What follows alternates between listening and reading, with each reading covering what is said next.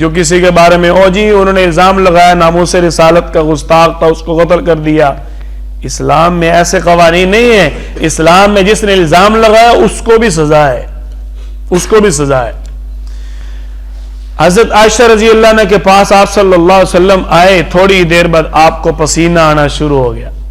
حضرت عائشہ رضی اللہ عنہ فرماتی ہیں مجھے آپ صلی اللہ علیہ وسلم کو دیکھ کر سکون آ گیا کہ اللہ نے تو سچ ہی بولنا ہے, اللہ نے تو حقیقت واضح کر دینی ہے. اب تو کوئی بات نہیں نا, کسر رہی نہیں, اب آپ صلی اللہ علیہ وسلم پر وحی نازل ہو رہی. حضرت عائشہ رضی اللہ عنہ دیکھتی ہیں تھوڑی دیر بعد آپ صلی اللہ علیہ وسلم نے پسینہ صاف کیا. آپ صلی اللہ علیہ وسلم عائشہ مبارک ہو, تیری برات کے لیے, تیری پاکیزگی کے لیے, تیری پاک دامنی کے لیے میرا اللہ خود آ گیا.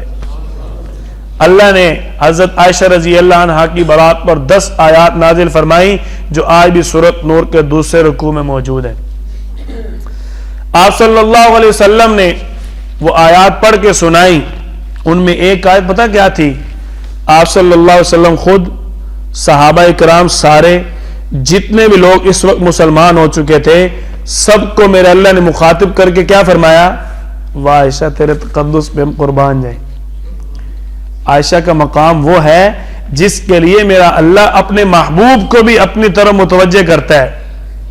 اللہ تعالیٰ نے کیا فرمایا؟ اس میں ایک آیت ہے وَلَوْلَا إِذْ سَمِعْتُمُوهُ, خبردار تم نے وہ بات سنتے ہی,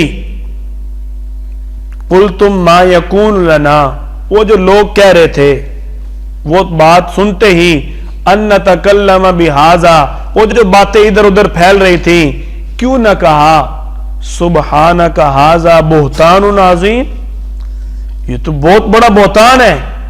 اللہ آپ صلی اللہ علیہ وسلم کو اور آل اسلام کو مخاطب کر کے فرما رہے ہیں تم نے فوراً ہی کیوں نہ کہا, تو بہت بڑا بہتان ہے.